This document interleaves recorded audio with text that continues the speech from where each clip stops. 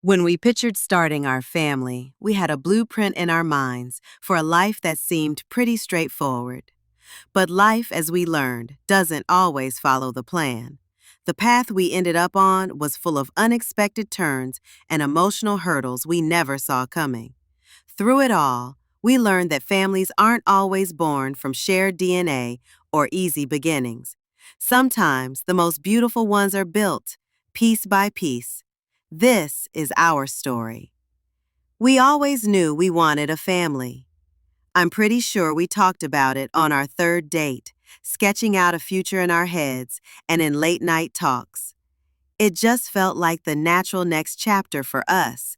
We were young, we were healthy, we were in love. What could possibly go wrong? We thought it would be easy. We were so wrong. The silence in the doctor's office after he gave us the news, that was the first crack in our perfect picture. A deep fracture that changed everything we thought we knew about us and about what it really means to make a family. It started with so much excitement. We just bought our first home, and we'd already mentally painted the spare bedroom a soft, sunny yellow. We'd spend hours talking about who the baby would look like, what lullabies we'd sing, all the traditions we wanted to start. You just assume it's going to happen, and for a while, it's fun. But the months started to blur into a year, and that excitement slowly curdled into this quiet, creeping anxiety. The fun of trying became a stressful, scheduled task. Seeing that single pink line on the test, month after month, started to feel like a personal failure. It's a strange and lonely feeling. You see everyone around you starting their families so easily, and you start to feel like you've been left behind. The real turning point came in a sterile, beige-walled clinic. We sat there on that crinkly paper while a kind but very direct doctor explained our situation. He used all these medical terms that felt foreign and scary, talking about statistics and probabilities. All we really heard was the sound of a door slamming shut on the life we had planned. The car ride home was completely silent. It was that heavy, suffocating kind of silence, filled with everything we were too scared to say out loud. The dream we had so carefully built together felt like it was just dissolving. We had to grieve for the future we thought we were getting, the one where everything just happened naturally. In that moment, we weren't just a couple in love anymore. We were a couple with a problem, and we had no idea that this was just the beginning of a long road that would test us in every way possible. And so, we began a new chapter. Our lives became a cycle of doctor's appointments, injections, and so much waiting. Being in the world of assisted reproductive technology is weird. You're living in this space of intense hope and crushing despair, often in the very same day. Friends and family tried to be there for us, but it's hard to explain the kind of loneliness that comes with it. You feel like your life is on pause while everyone else's just keeps moving forward. Our first round of IVF was filled with this fragile, cautious hope. We dove in, learning all the terminology, trying to feel some sense of control when we really had none. But you're pinning all of your dreams on this microscopic bundle of cells. The 2-week wait after the embryo transfer was probably the longest 2 weeks of our lives. Every tiny feeling in your body is a sign. Is this it?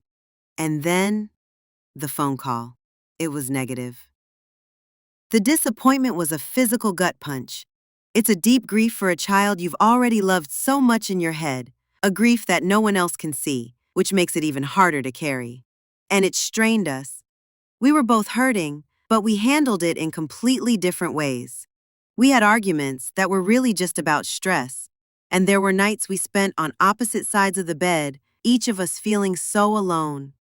We tried again, and again. Each cycle chipped away a little more of our hope, our savings, and our strength. We just hit a wall. We were completely burned out, emotionally and financially. It felt like a dead end, like the dream was really over.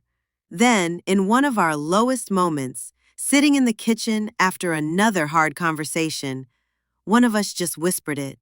What if there's another way? That question opened a new door for us: adoption. It stopped being a backup plan and became our new plan A. But this path had its own set of challenges. There was more paperwork than you can possibly imagine: home studies, interviews, and just endless waiting. It takes a different kind of strength to open your entire life up for inspection, just hoping someone will decide you're worthy. You realize you're not just waiting for a child. Somewhere out there, a child is waiting for you. During that long wait, we had to learn how to be a couple again, outside of just trying to be parents. We made a real effort. We started having game nights, just the two of us, trying to fill the house with laughter again instead of tension. We went for long walks in nature, just being quiet together. Those simple things were our lifeline. They helped us rebuild our bond and remember why we started all of this in the first place. After almost 2 years on the waiting list, the phone rang. It was a Tuesday afternoon, and the caller ID was our adoption agency. My heart started hammering against my ribs. I answered, and a calm voice on the other end said the words that changed everything. We have a match, a baby boy. Tears. Just instant, uncontrollable tears. It was shock and relief and a joy so huge it almost hurt. We had less than 48 hours to get our lives ready and travel across the state to meet our son. The next 2 days were a complete blur of frantic packing, last-minute shopping, and emotional, disbelieving phone calls to our families.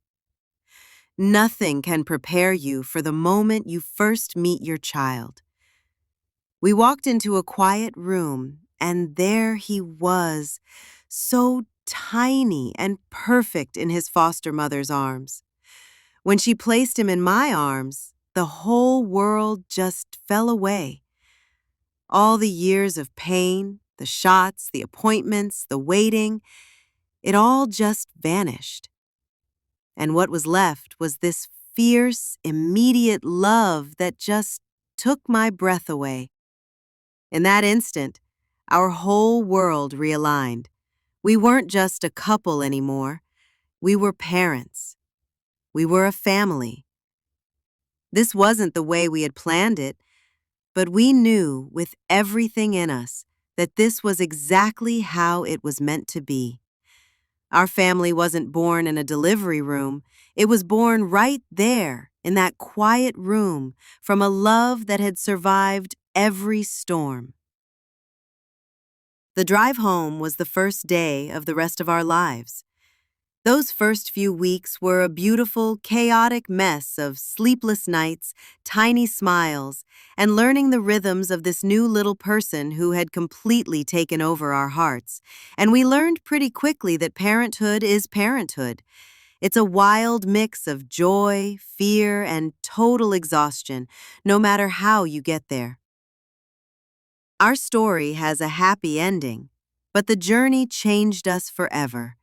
It completely redefined what family means to us.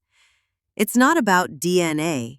It's about love and commitment and just showing up for each other day after day. Family is built in the shared moments, the late-night feedings, the comfort of a bedtime story, the messy pizza nights. Looking back, the twists and turns weren't detours. They were the path. They were the roads that led us to our son. They taught us empathy we never could have imagined and gave us a strength we didn't know we had. The scars from the fight are still there, but now they're part of our story, woven together with resilience, hope, and a love that holds us together. Our family wasn't born, it was built. This kind of journey can feel so incredibly lonely. But please know that you are not alone. If our story sounds anything like yours, or if you're on your own path to building your family, we'd love to hear from you in the comments. Sharing our stories is how we find each other and lift each other up. Your story matters. And if you'd like to follow our adventure from here, please think about subscribing to our channel. Thank you so much for letting us share a piece of our hearts with you.